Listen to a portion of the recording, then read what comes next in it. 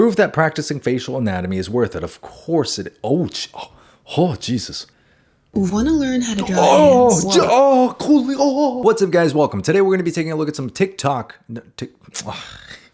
we're going to be taking a look at some YouTube Shorts art tutorials. I'm going to be giving them a rating and letting you guys know whether or not you can trust them. We do this for the babies. Here's our first victim. Don't make this beginner mistake. Okay, what's the mistake here? Okay, yeah, this second one looks much more natural. There we go. That is beautiful. Now, normally I do hate these X's and checks tutorials because they're a little bit too black and white. You know, they're always just wrong or right. Holy, Sam does rap. But this one actually touches on a really good point, which is the center line on the body. Now look at my face. You've probably heard about the center line that divides your face into two equal halves. Well, guess what? That center line continues all the way down your body too. And I'm gonna let you in on a little secret, which is one of the best ways to find exactly where the center line is on your abdomen is to pinpoint the belly button. 10 out of 10, starting strong. Proof that if you practice, you will get better. Now that's a sentence I can get behind. 1 year ago versus now. Oh. What? Where's the proof?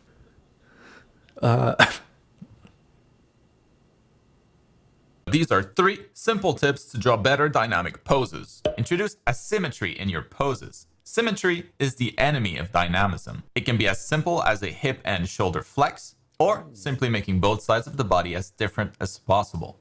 Make sure your poses have flow. You should be able to simplify any good dynamic pose with a simple S or C curve. And then introduce foreshortening in your poses where certain body parts are aiming towards and away from the viewer. Loved every single point, but this is one of my favorites of all time. Drawing a line through the shoulders as well as the hips. Not only does this help you make more dynamic poses, but sometimes when you're just studying from a reference, it also helps you a lot to actually look for the relationship between these joints. Another 10 out of 10. POV, beginners draw a head.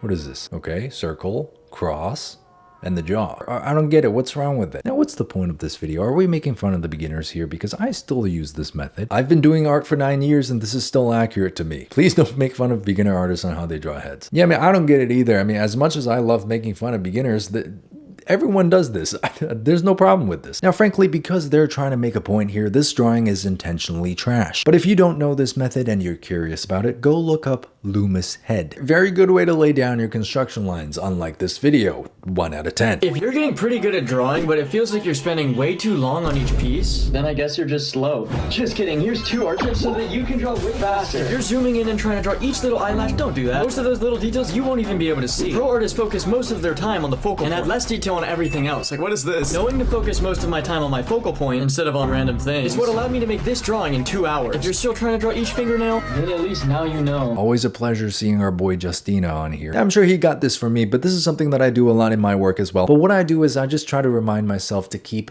moving. Anytime I find myself getting hyper fixated on a small area of my painting, I try to remind myself that, hey, no one's ever going to see this. This is so inconsequential. Let's move on to something that's going to make a bigger difference in the overall composition. And that's kind of how I managed to keep my drawing time down to under 3 hours most of the time for most of my paintings. Dish that in a perfectionist voice. 10 out of 10. Do you hate drawing hands? I used to hate drawing them, so here are some...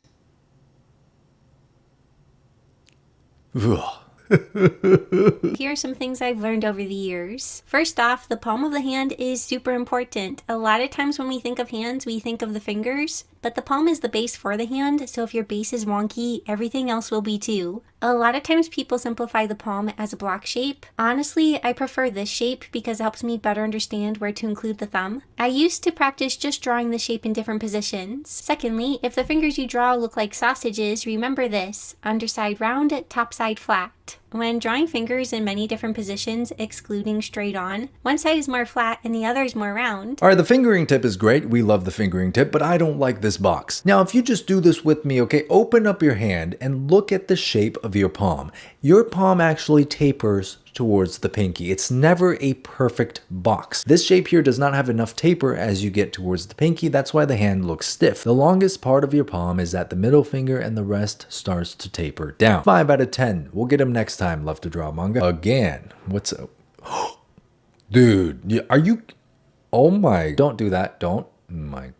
What is wrong with you? Finding your style is so hard. Something always feels off. Yeah, something's always gonna feel off. You know what? I have empathy for you. I really do. But at the same time, this pisses me off. All right, time for some real talk. Look, I understand that art is a very personal medium and you can get quite emotional when you're doing it and it doesn't really turn out the way you want it to. But don't do this. Look, this is still your art. You're probably gonna wish you hadn't destroyed these drawings 5-6 years down the line when you've gotten so much better and you want to look back on your old progress. And every single sketch, doesn't matter how ugly it looks to you, is still a part of your process, a part of your own journey. Do not destroy that art, okay? Keep it, even if it's just to laugh at it 5 years from now. Especially now with these people pumping out endless AI slop, keep your human art. 0 out of 10. I don't want to see this again. Face tutorial. Oh my god. Oh my. Oh my. Oh. Oh, beautiful. Oh.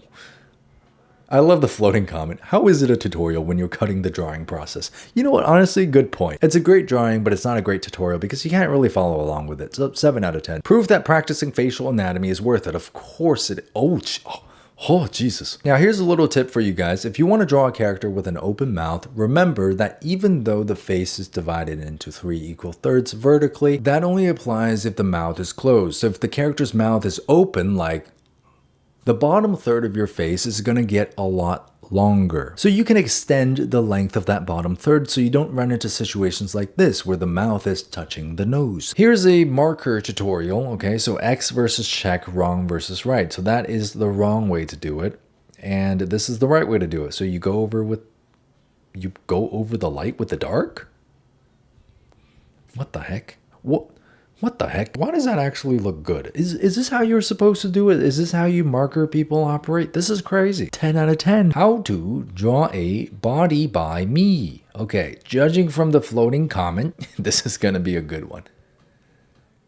Oh God, what are those? What is that? What is on their chest? What is that? Okay, this is probably like a 5-year-old kid, but still. What is that? Okay, yeah, this is absolutely wild. See, this is the reason why that I tell you guys to not listen to everything that you see online because anybody can make a tutorial. Even a 6-year-old apparently. So you know what? Listen, if you're a 6-year-old, I'm not here to bully children. I'm gonna give you a 1 out of 10 because this sucks. A common mistake artists make when drawing clothing is making it too tight.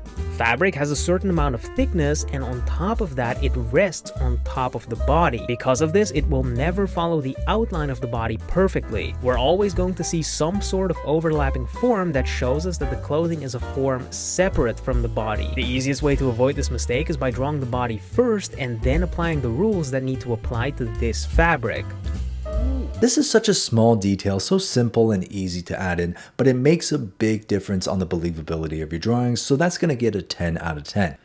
Want to learn how to draw hands? Kooleen, I learned this trick, that you should draw the outline of the hand first, then after that, just draw the fingers. Alright, for example, drawing this is torture, but once I applied that trick, what the heck is that? Just trust the process, okay? Alright, look at that masterpiece. So the next time you draw hands, draw the big shape first. Okay, as much as I hate to admit this, she's kind of got a point here. And this doesn't just apply to hands. Anytime you have to draw something that is even remotely complex in its shape, try to distill it down to the simplest, biggest form that covers the entire silhouette. I hate that I have to agree with Kooleen on something, so this is going to be a 1 out of 10. And that's it. No more of these videos. I've had enough. Anyways, guys, hopefully you learned something new from this video. And if you didn't, that's okay. I hope you had a good time. Subscribe to my channel for more art-related content and check out my Patreon for monthly art tutorials. I love you guys. Thanks for making it all the way to the end of this video, and I'll see you guys on the next one. Bye-bye.